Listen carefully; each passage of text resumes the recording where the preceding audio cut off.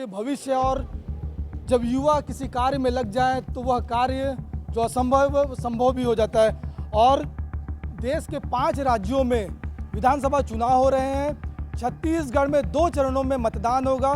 पहला चरण 7 नवंबर को है और दूसरे चरण 17 नवंबर को होगा। और जो फर्स्ट टाइम वोटर है वो बड़े उत्सुक है, उत्साहित है, खुश है मतदान को लेकर। सबसे पहले जानने की कोशिश करेंगे आखिर मतदान को लेकर ये उत्सुक क्यों है और मतदान को लेकर के ये क्या कुछ समझते हैं। पहले अपना नाम बताइए। जी सर, मेरा पूजा मतदान करना क्यों जरूरी है? ये हमारा बहुत मूल अधिकार है, मानव मूल अधिकार है और संविधान में भी हमें अधिकारों से सम्मानित भी किया है। जो 18 साल से ऊपर के बच्चे हैं वो फर्स्ट टाइम वोट दे सकते हैं, उसके बाद कंटिन्यू वोट दे सकते हैं। हमें ये अधिकार इसलिए मिला है ताकि हम एक ऐसे नेता को चुन सके जो हमारे हित में कार्य करे। और सिर्फ जनता को तो आप जानते हैं कि जनता इस कदर डर जाती है कि बड़े बड़े नेताओं के नीचे भी डर जाती है कि बड़े नेता है तो हम आम जनताओं को कैसे उन लोग दबा के रख देते। तो हमारा जो अधिकार मिला है वोट का, उसका हम सही उपयोग करके एक सही प्रतिनिधित्व का चुनाव कर सकते हैं। चलिए, सही प्रतिनिधित्व का चुनाव कर सकते हैं। क्या नाम है आपका? जानवी बंजारे। फर्स्ट टाइम वोटर हो? Yes sir. तो मतदान को किस रूप में देखते हो? मतदान को किसी जाति धर्म के रूप में न देखते हुए जो भी लायक है उसको हमको निष्पक्ष होके वोट देना चाहिए। किसी जाति या धर्म को सपोर्ट ना करते हुए जो लायक है उसी को उस पद के काबिल मतलब उस पद तक पहुंचाना चाहिए। जो बेहतर हो उसको ही मतदान करना, ऐसा इनका कहना है। क्या नाम है आपका? योगिता नाम है मेरा। तो क्या समझती, मतदान है 17 नवंबर को छत्तीसगढ़ में, तो आप तो फर्स्ट टाइम वोटर हो, तो किस चीज़ों को लेकर के मतदान करोगी? एक तो हमारी जो राज्य है वो अच्छे विकासशील हो सकें और इसमें अच्छे विकसित जो है जाति धर्म को छोड़कर वो इस राज्य के विकास के लिए अगर सोच रहे हो उस हिसाब से, और अच्छे नेता का मतलब चुनाव करना और ये देश के भविष्य ना अपना भ्रष्टाचार को बढ़ावा दे और अच्छे विकास के लिए मतलब चुनाव किया जा सके। चलिए, बेटर भविष्य के लिए मतदान करना इनका कहना है। क्या नाम है आपका? सपना शर्मा। तो क्या सोचेंगे, फर्स्ट टाइम मतदाता हो आप, तो क्या चीज़ों को लेकर के मतदान करोगी, किन बातों को लेकर? पहला तो शिक्षा रहेगा, क्योंकि गांव क्षेत्र में शिक्षा बहुत कमी मिलता है, वहाँ अभाव रहता है उस चीज़ों का, संसाधनों का। और महिला सुरक्षा, क्योंकि देश कहाँ भी पहुँच जाए लेकिन इंडिया में महिला सुरक्षा बहुत नीचे है, वो हो गया। और जो अभी सट्टा चल रहा है महादेव ऐप, तो सर मैं ये प्रत्याशी ऐसा चुनूंगी जो आए तो पहले तो महादेव ऐप बंद कराए और लोगों को मतलब जो युवा है उनको समझाए कि आप सिर्फ पैसा कमाना नहीं है, आपको देश का विकास करना भी है, आपकी जिम्मेदारी। तो मैं इसलिए वोट करूँगी। बेहतर भविष्य और देश के विकास में जो युवा योगदान करे उनको लेकर के ये मतदान करेंगी। क्या नाम है आपका? पायल नेमाको। पायल, तो फर्स्ट टाइम वोटर हो, तो किन चीज़ों को लेकर के जाओगी मतदान करने, क्या मन में रहेगा? जैसे कि इन्होंने अभी मुझे बताया है कि ऐसे हम लोग जब भी डिस्कशन करते हैं तो हम सोचते हैं कि जिसे भी हम चुन रहे हैं वो हमारे वोट का गलत फ़ायदा ना उठाए। हम पूरी तरह सोच समझकर ऐसे इंसान को वोट दें जो आगे चल के हमारे सपोर्ट में खड़ा हो, हमारी मदद करे। जैसे कि गर्ल सेफ्टी बहुत ही इंपॉर्टेंट है। आज भी लड़कियाँ शाम को 6 बजे के बाद घर से बाहर नहीं निकल सकती, चाहे वो कितनी भी ज़रूरी काम क्यों ना हो। और एजुकेशन, आज भी बहुत सारे बच्चे हैं जो पढ़ते हैं, बहुत अच्छा पढ़ते हैं, पर उन्हें जॉब नहीं मिल पा रहा है, तो वो अपनी पढ़ाई का किस प्रकार उपयोग करें उसे समझाया जाए। और जो आज के यूथ है वो हमारा फ्यूचर है, हमारा इंडिया को आगे बढ़ाना है, तो हमें पूरी कोशिश करनी चाहिए कि हम ऐसे इंसान को चुनें जो हमारे यूथ को समझाए कि सही राह पे दिखाए। गलत राह पे आज बहुत सारे लोग जा रहे हैं और भ्रष्टाचार भी बहुत बढ़ रहा है। जैसे कि आज भी पैसे बहुत इंपॉर्टेंट है हर किसी के लिए। आप किसी से अगर पूछते हैं कि आपको पैसे चाहिए या फैमिली, तो लोग पैसे को चूज़ करते हैं, क्योंकि हमें जब मदद चाहिए होती है तो हम अगर पुलिस के पास जा रहे हैं तो वो देखते हैं कि हमारे पास पैसे हैं कि नहीं, हम उन्हें दे सकते हैं कि नहीं। तो जो हम जिन्हें चुनेंगे वोट देकर, वो इस चीज़ का ध्यान रखें कि जो ये भ्रष्टाचार बढ़ रही है उसे बहुत बहुत बहुत हद तक कम किया जाए, ताकि हम अपने लिए स्टैंड ले सकें। ऐसे बहुत लोग हैं जो स्टैंड लेना चाहते हैं लेकिन पैसों की वजह से वो पीछे हट जाते हैं, जो ये गलत है। तो भ्रष्टाचार को ख़त्म करने वालों को ही इनको पसंद करना है। क्या नाम है आपका? सामिया शेख। तो क्या लगता है इस चुनाव में अभी मतदान करने जाओगी तो क्या मुद्दे क्या होंगे? आइए सामने आइए आप लोग।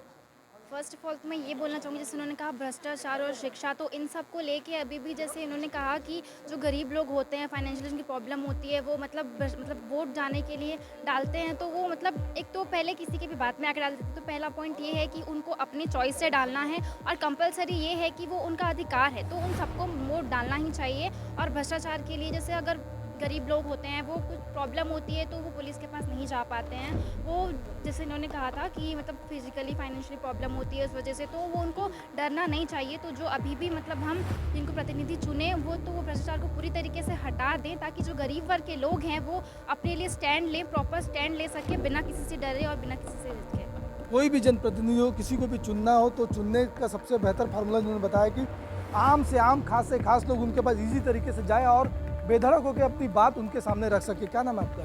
जी, पूजा गार्ड। क्या कुछ कहना चाहेंगे? फर्स्ट टाइम वोटर हो और भी तमाम जो आपकी बहनें हैं, दोस्त हैं, सब फर्स्ट टाइम वोटर हैं, तो आपके मन में क्या विचार है, किस चीज़ों को लेके जाओगे? जी सर, वैसे मैं तो ज़िला बस्तर से बिलोंग करती हूँ। वैसे मेरा क्षेत्र वैसे भी बहुत पिछड़ा क्षेत्र है, उसमें शिक्षा की व्यवस्था बहुत ज़्यादा कमज़ोर है। शिक्षा व्यवस्था पे बहुत ज़्यादा काम होना चाहिए। मैं ऐसे कैंडिडेट को चुनना चाहूँगी कि जो शिक्षा व्यवस्था, स्वास्थ्य और ग्रामीण क्षेत्र में तो बहुत ज़्यादा पिछड़ा क्षेत्र है, और वहाँ की सड़कें, वहाँ की महिलाओं को लेकर के जो आजकल जो भी अपराध हो रहे हैं, तो महिलाओं पे बहुत ज़्यादा अपराध होते हैं, तो उसको रोकने के लिए कार्य करे, उस पर कार्य करे।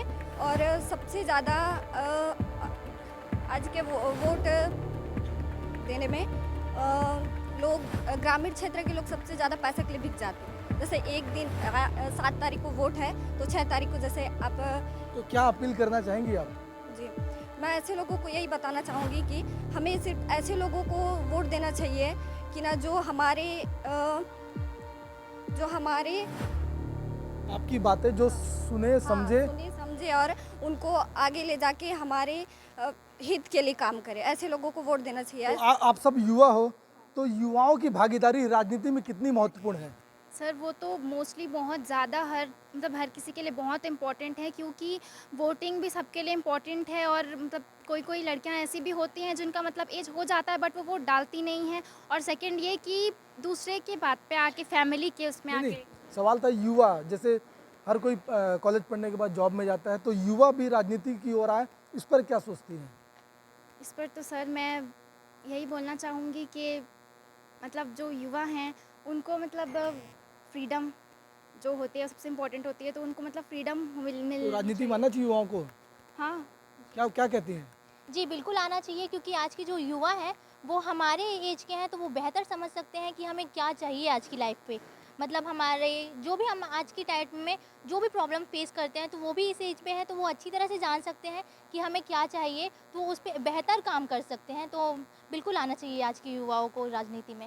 चलिए, ये थी गर्ल्स कॉलेज की तमाम छात्रा जो फर्स्ट टाइम वोटर हैं और वोट को लेकर के काफ़ी एक्साइटेड है, काफ़ी खुशियाँ उनके मन में, और मतदान करने से पूर्व वो अपने मन में प्लान कर चुकी है कि किन प्रत्याशी को उनको मतदान करना है। गुरुजी भी हमारे साथ है। सर, तमाम जो छात्राएं बहुत अच्छा इन्होंने चीज़ बताई मतदान को लेकर के और किन चीज़ों को लेकर के मतदान करना है, तो आप क्या कहना चाहेंगे एक शिक्षक होने के नाते? मैं डॉक्टर विजय वासनिक, कन्वीनर स्वीप हूँ, और स्वीप के माध्यम से मैं अपने कॉलेज के जो भी बच्चे हैं जो 18 साल की आयु पूरी कर लिए है, उन सबको मतदान के लिए प्रेरित किया मैंने, और उन सब का नाम जो है वोटर लिस्ट में जोड़ने के लिए समय समय पर जो अभियान चलाए गए उसमें उनको भेजा और वोटर लिस्ट में उनका नाम जुड़वाया। वोटर हेल्पलाइन ऐप कैसे ऑपरेट करना है उसके ऊपर भी हमने एक प्रोग्राम ऑर्गेनाइज़ किया था। इसके अलावा बच्चे जो है सुव्यवस्थित सिस्टमेटिक वोटर्स बन सके, एजुकेटेड वोटर्स बन सके, इसके लिए बच्चों को हमने जागरूक किया और विभिन्न प्रोग्राम हमने आयोजित किए, जिसमें मुख्य रूप से पोस्टर प्रतियोगिता, निबंध प्रतियोगिता का आयोजन किया। अभी हाल ही में हमने जो है छाता फॉर्मेशन प्रोग्राम आयोजित किया, और कल जो है हम बैलून मतलब तमाम गतिविधियाँ आप लोग कर रहे हो ताकि जिससे मैक्सिमम लोग मतदान कर सके और सारे बच्चे जो है 100% मतदान कर सके। इसलिए हम लोगों ने उन्हें मतदान हेतु संकल्प भी दिया और समय समय पर सारे बच्चों को जो है अवेयर करने की कोशिश की। हमने गांव में जो हमारे एनएसएस का जो गोद ग्राम है वहाँ भी जाकर हमारे बच्चों ने रैली निकाली और गांव वालों को भी जागरूक किया। इस तरह से हम पूरी कोशिश करते रहे हैं कि बच्चे जो है 100% मतदान करें, अवेयर होकर मतदान करें, शिक्षित मतदाता बनकर मतदान करें। चलिए, ये थे गुरुजी और लगातार प्रयास कर रहे हैं कि मैक्सिमम लोग घरों से निकले और मतदान करें।